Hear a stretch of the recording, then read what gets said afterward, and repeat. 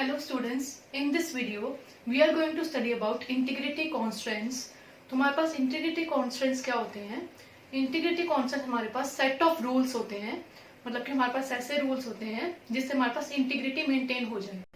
integrity का क्या मतलब है हमारे पास?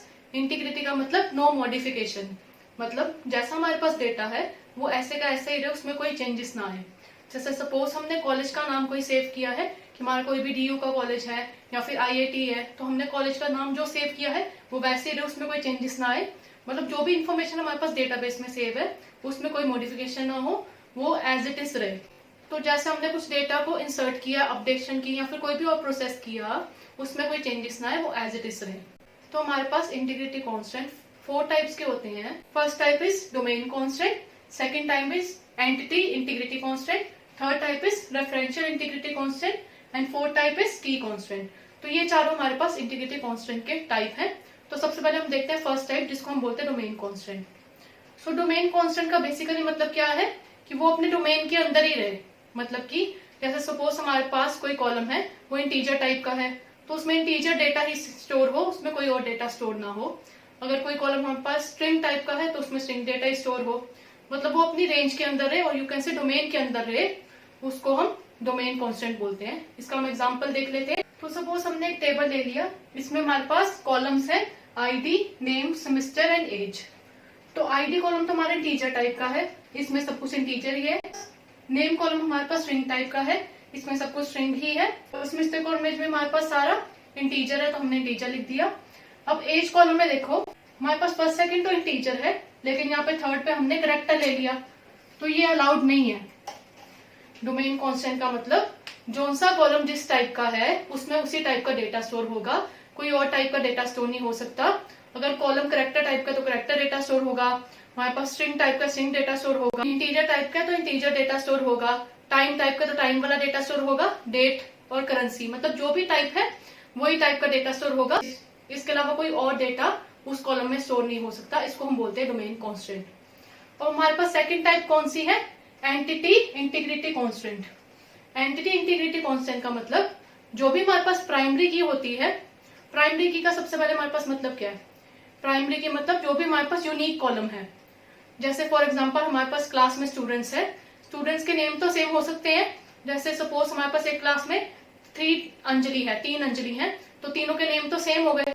तो हमें अब पता कैसे चलेगा कि हमारे पास कौन सी वाली कौन सी अंजलि है, जब मार्क्स लगाने होंगे हमने तो इसलिए हमें रोल नंबर देखना पड़ेगा उनका।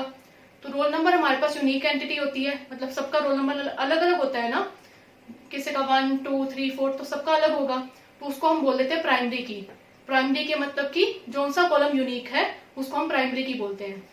तो एंटिटी इंटीग्रिटी कांस्टेंट में हमारे पास प्राइमरी की जो सी है वो नल नहीं हो सकती, मतलब वो जीरो नहीं हो सकती, और यू कैन से वो एम्प्टी नहीं हो सकती। प्राइमरी की कॉलम जो है वो जीरो नहीं हो सकता या फिर एम्प्टी नहीं हो सकता। इसका अब हम एग्जांपल देखते हैं। सो हमने सेम ही टेबल ले लिया, इसमें हमने क्या किया, हमारे पास प्राइमरी की कौन सी है? सबसे पहले नाम तो सेम हो सकता है लोगों का, तो ये तो प्राइमरी की नहीं हो सकती। सेमेस्टर भी सेम हो सकता है लोगों का, तो ये भी प्राइमरी की नहीं हो सकती। हमारे पास प्राइमरी की क्या हो सकती है? आईडी हो सकती है। तो आईडी हमारे पास यहाँ पे नल नहीं हो सकती, यहाँ पे देखो एम्प्टी है ना, कुछ भी नहीं है, तो ये हमारे पास अलाउड नहीं है। इसको हम बोलते हैं एंटिटी इंटीग्रिटी कांस्टेंट, जब हमारे पास प्राइमरी की वाला कॉलम नल नहीं हो सकता और यू कैन से एम्प्टी नहीं हो सकता।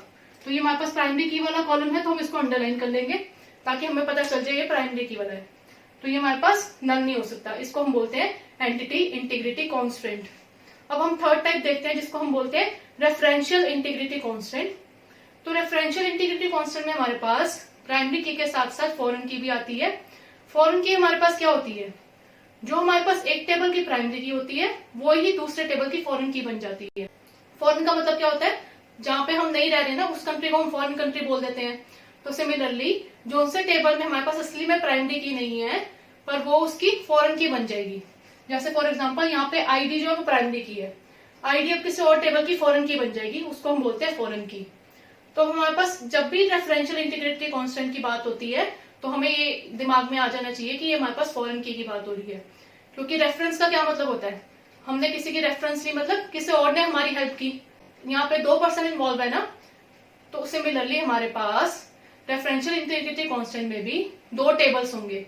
2 टेबल्स होंगे तो ये तो फॉरेन की होगी, एक टेबल में प्राइमरी की होगी और दूसरे टेबल में फॉरेन की होगी। अब हम देखते हैं इसका एग्जाम्पल क्या है। सो स्टूडेंट्स, अब सपोज हमारे पास यहाँ पे दो टेबल है। ये हमारे पास टेबल 1 है, this is table 1 and this is table 2। तो हमारे पास यहाँ पे प्राइमरी की कौन सी होगी? मैंने अभी आपको बताया प्राइमरी की मतलब जो यूनिक होती है।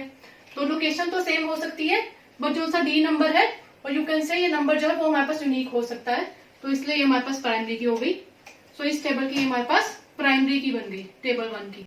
अब यहाँ पे देखो हमारे पास टेबल 2 में भी हमारे पास डी नंबर है, तो इस टेबल की जो प्राइमरी की है वो इस टेबल की फॉरेन की बन जाएगी।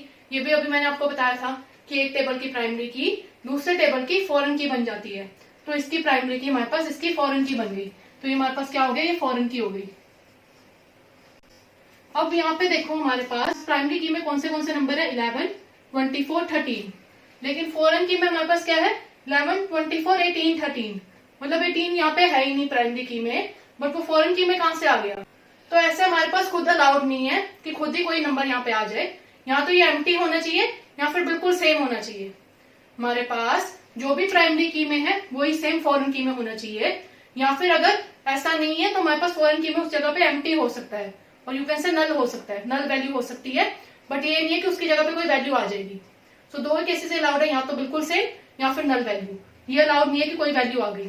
तो हमारे पास इसको हम रेफरेंशियल इंटीग्रिटी कांस्टेंट बोलते हैं, कि जब हमारे पास फॉरेन की प्राइमरी की एग्जैक्टली सेम होती है और जहां पे हमारे पास कुछ एक्स्ट्रा आ रहा है वहां पे हम नल लिख सकते हैं।